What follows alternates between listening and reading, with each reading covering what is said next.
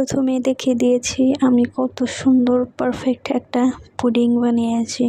Hello everyone, আসসালামু আলাইকুম, welcome back to my new blog. Hello, সবাই কেমন আছেন? আশা করি সবাই ভালো আছেন। আলহামদুলিল্লাহ, আমি অনেক ভালো আছি।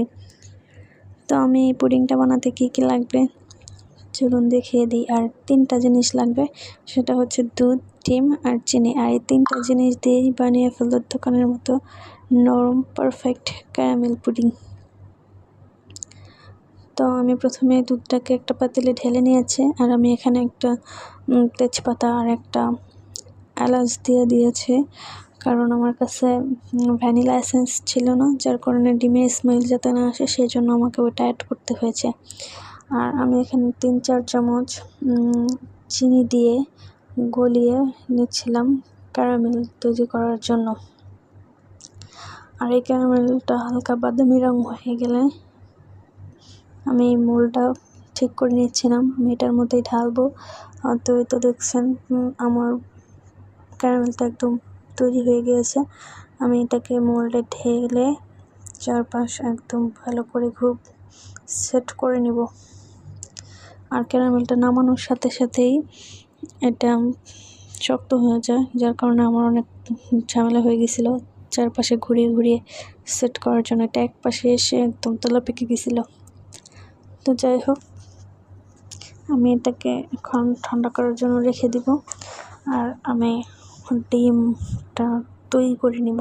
আর এই বাটির চিনিটা আমি একদম ওয়েস্ট করব না, এখানে আমি ডিমটা ফেটিয়ে নিব। আর এখানে আমি 2টা ডিম ইউজ করেছি, আর এগুলো ছিল ডাবল কুসুমের ডিম। নর্মালি ডিমের থেকে এই ডাবল কুসুমের ডিম অনেক বড় হয়। আর আমি তো হাফ কেজির মতো দুধ নিয়েছিলাম, আর দুধটা আমি 3-4 বলক দিয়েই নামিয়ে নিব, কারণ দুধটা আমি বেশি জাল করব না।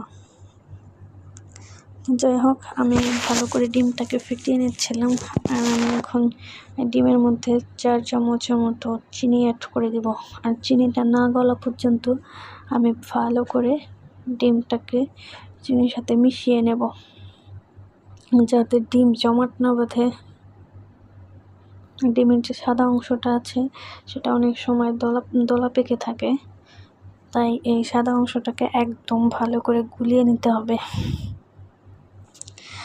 আর এটা গলানোর সাথে সাথে আমার বাটিতে যে চিনিটা লেগেছিল চারপাশে, সেটাও একদম গলে গেছে।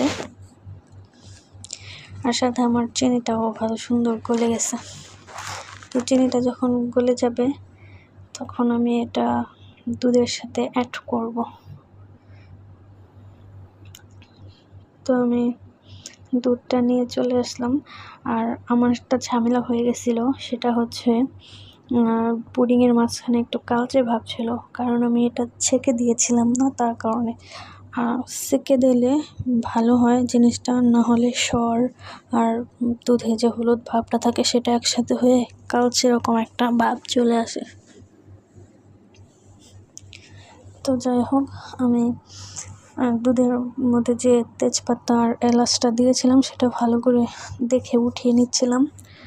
আর এটা উঠিয়ে নেওয়ার পর আমি ডিমের মিশ্রণটা এটার মধ্যে ঢেলে দিব। আর দুধ দেখে বুঝতেই পারছেন দুধটা অনেক বেশি গরম ছিল, কারণ আমার হাতে একদম সময় ছিল না, আমার তাড়াহুড়ো ছিল, তাই জন্য আমি গরম দুধের মধ্যেই ঢেলে দিয়েছিলাম।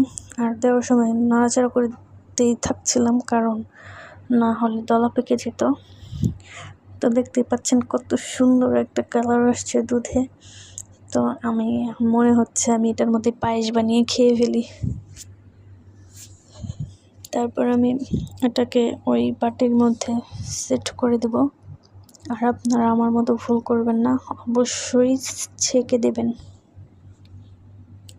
তো আমি এটাকে স্টিম করার জন্য একটা পাতিল নিয়ে নিয়েছি। আর পাতিলের মধ্যে আমি অল্প একটু পানিও দিয়ে দিয়েছি। আর বাটিটা আমি সুন্দর করে, এই বাটির একটা ঢাকনা ছিল সেটা দিয়ে ঢেকে নিয়েছি। আপনারা যদি এরকম পারফেক্ট পুডিং বানাতে চান, অবশ্যই আমার রেসিপিটা ফলো করবেন।